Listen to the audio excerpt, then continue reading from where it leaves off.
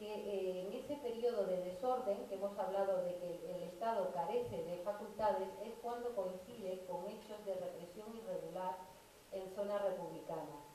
Pero hay que resaltar que esos hechos siempre fueron públicamente, y ahí están las hemerotecas, fueron públicamente rechazados, denostados. Hay llamamientos en los periódicos a la población civil que dicen: no os toméis la justicia por vuestra mano, porque nos bombardeen, porque nos maten de hambre, no debéis tomaros la justicia por vuestra mano. Y de hecho, a la altura de diciembre de 1936 ha desaparecido en la mayor parte de la España republicana la represión irregular.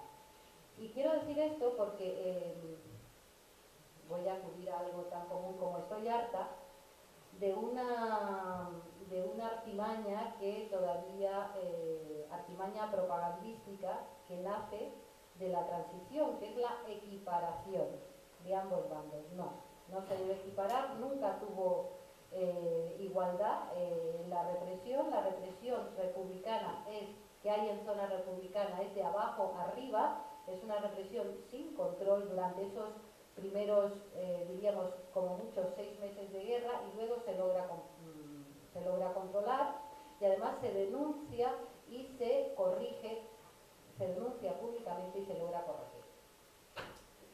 Cosa que evidentemente no ocurre en el sector contendiente, ¿no? en los militares rebeldes. Y como no tenemos mucho tiempo, vamos a pasar directamente a ese adversario que se empeña en decir en su discurso que ellos son la ley y los otros son la anarquía, el caos y la sangre. Y eso se empeñan en llevarlo como proa de su propaganda.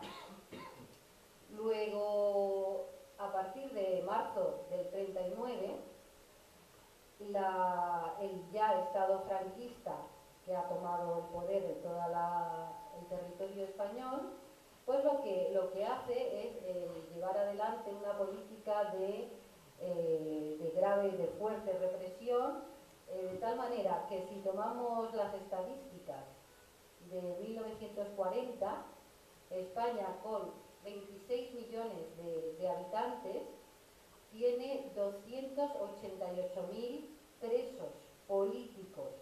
Hoy, con 46 millones, que me parece que estamos, 46 millones, no llegan a los 66.000 y no sabemos qué hacer con ellos, porque no hay cárceles suficientes.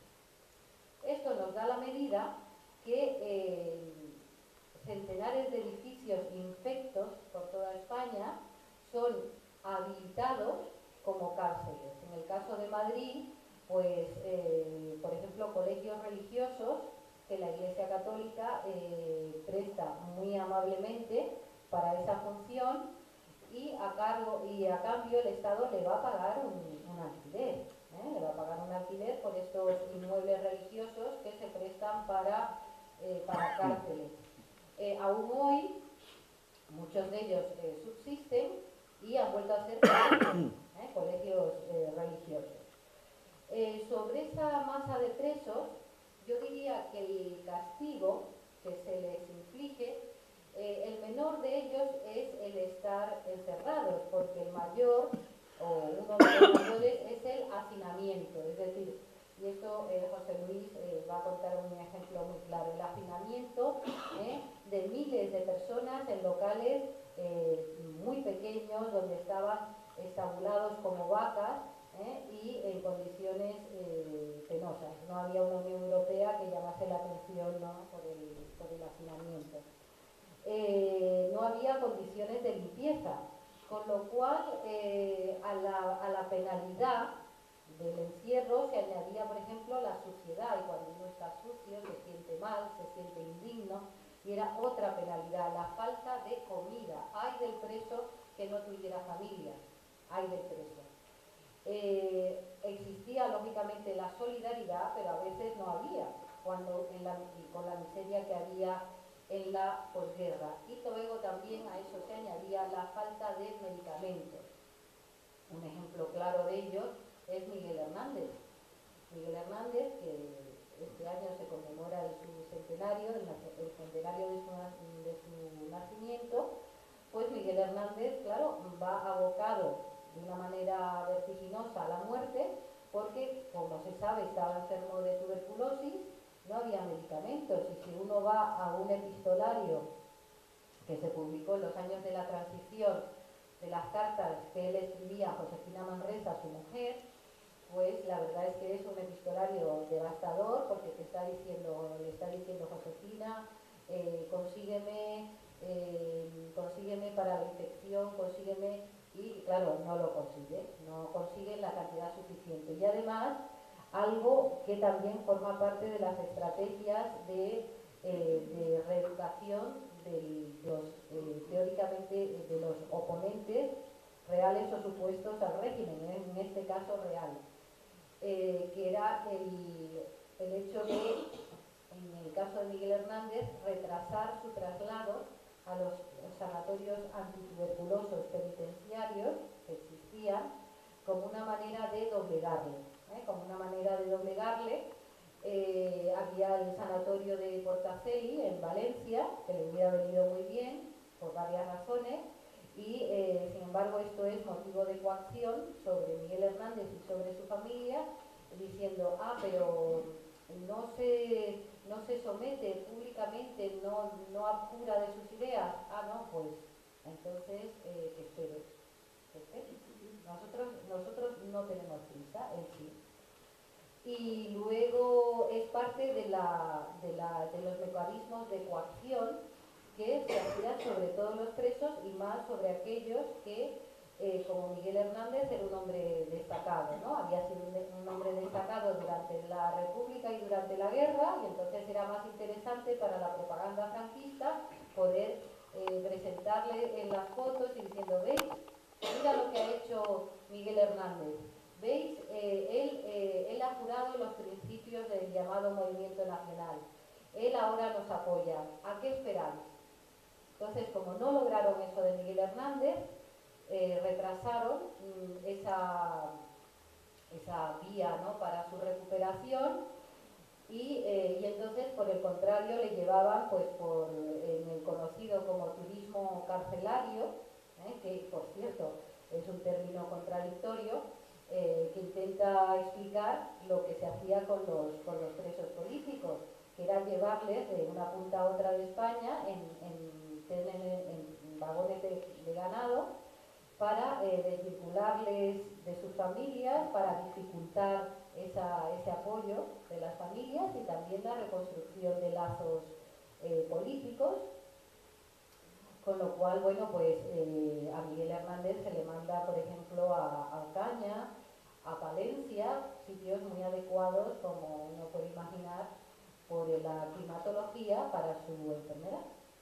Entonces, cuando ya se le manda a Valencia, estaba en una situación terminal y para concluir la labor de coacción sobre él, pues se consigue que se case por lo religioso ya en lo que se llama in articulo mortis, es decir, ya a punto de morir, para que Josefina y el hijo que le había sobrevivido, pues pudiera obtener algún tipo de apoyo legal en su viudedad.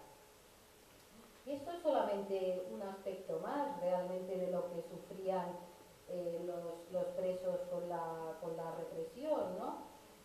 La represión, por ejemplo, de la estrategia, por ejemplo, de la difamación, y esta es una estrategia que se sigue desde el poder, es decir, que es una estrategia orquestada desde el poder con toda la capacidad de un Estado. Y en esa estrategia, bueno, el Estado, con todo el descaro del mundo, dice, no, en España no hay presos políticos. Y bueno, claro, uno sonríe y dice, pero ¿cómo podían decir esto? Y no, es que en España lo que hay son delincuentes políticos. Y se quedaban tan anchos. Pero de esta manera, pues lo que se hacía era denigrar un poco más a aquellos que no habían apoyado el golpe militar por acción o omisión. Si esto se decía de los presos, ¿qué no se diría de las presas? Que evidentemente era un menor número, que la mujer fue la identidad de esa república que tantas cosas cambió, y imaginaros pues lo que se decía sobre la mujer. Esas infamias pues caían sobre los hijos, y se les estaba instando a que permanecieran callados, puesto que se podían decir cosas muy feas de su familia. Y no solamente se trataba de decir cosas feas de la familia, sino de hacer desde un punto de vista legal también muchas cosas. Hay muchos testimonios y muchas evidencias por ejemplo, de familias en las cuales se asesinaba al padre, y si había un hijo en camino, se le impedía que una vez que naciera este hijo, pues se le reconociera legalmente. Es decir, que a lo mejor estas familias numerosas típicas de la población española y de la población europea hasta los años 70 bien entrados, pues el último ni siquiera comparte los mismos apellidos, porque se le impide inscribirlo como tales para hacer ver que la madre había tenido una conducta indigna según los cánones de la época, y se le obliga a no inscribirlo como hijo legítimo. Hoy esto realmente no tiene ninguna trascendencia. Aproximadamente un cuarto de todos los nacidos en España son nacidos fuera de matrimonio, pero entonces, y yo creo que esto es fácil de recordar, entonces pues